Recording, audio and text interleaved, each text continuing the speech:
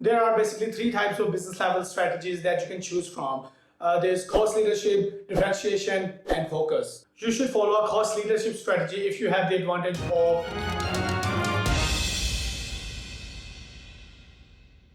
What's up YouTube, this is Ahsan from Do It in 10 and you're watching the part 5 of our business plan for startup series. In this video, I'll be covering strategic planning and how to plan a business strategy for your startup or your company. So without any delay, let's get started. Writing a good strategic plan is essential for every serious entrepreneur.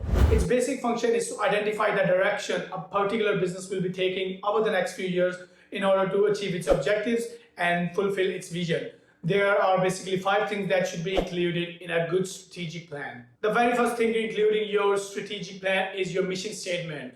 A mission statement is a very effective way to show your investors or your readers what is the purpose of your business and why it exists. There are basically 3 W's you should cover in your mission statement: why, where, and what. You talk about what is your product or what are you selling or what are your services, and then where are you going to sell it and why should customers care about it, like how you're going to take competitive advantage over your customers and why should customers buy your product or your service. The second thing to be included in a strategic plan is your vision statement. A vision statement shows your investors your goals, like where do you want to be in coming few years. Is your vision to be a market leader in the US by 2025, or you want your business to have a global presence within 10 years? A vision statement, vision statement basically helps your company to stay on its path and not diverge from it. After the vision statement, you should talk about the core values of your company. The core values are the values or traditions or principles that your business believes in the most, and you try to operate your business according to those values. These values can be honesty, reliability, efficiency, customer loyalty, or customer service, pricing, quality, etc. The fourth part of a strategic plan is a macro environment analysis. In this analysis, you talk about the external and uncontrollable factors in your market, mostly on a national level. One very good way to study your macro environment is by doing a past analysis. In a past analysis, you talk about the political factors of your country. For example, how's the law and order situation? Is the political situation stable or unstable? Then you talk about economical factors like what is the GDP, what is the GDP growth rate, what is the inflation rate, etc. Then you talk about social factors of your country. For example, what are buying habits of your customers?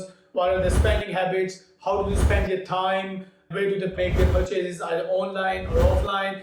And what religions do they follow? What are their cultural values, etc. Lastly, you should study some technological factors in your microenvironment, like what is the technology reliability rate? Do people accept modern technologies? What is the rate of availability of internet? And are online businesses successful or not, etc., etc. If you also wish to study environmental and legal factors of your macro environment, you can also perform a pastel analysis. Besides doing the past or pastel, you should also perform a SWOT analysis. Now, SWOT analysis is one of the most popular parts of a business plan, and a lot of entrepreneurs might already be familiar with it. And it is also a really important one. In a SWOT analysis, you talk about your business's strength and its weaknesses, what are some threats that are present to your business either now or in the future, and what are some opportunities that you can use to grow your business effectively. While a past or pastel mostly focuses on the external factors, a SWOT analysis focuses on the internal factors of your business that can also be controlled with a good business strategy. The last part of your strategic plan should be about business level strategy. Choosing the right type of business strategy for your business is of utmost importance and should never be taken easy. There are basically 3 types of business level strategies that you can choose from. There's cost leadership, differentiation, and focus. You should follow a cost leadership strategy if you have the advantage of the cost. For example, if you have lower production costs or you sell your product at a lower cost when compared to your competitors. A differentiation strategy is mostly effective for those businesses that have the advantage of uniqueness, innovativeness, or they have created something new or a new process that competitors are not familiar with. Lastly, a focus strategy is always chosen when you are planning to target only a small niche in your industry. This can be focused cost leadership or the focus differentiation.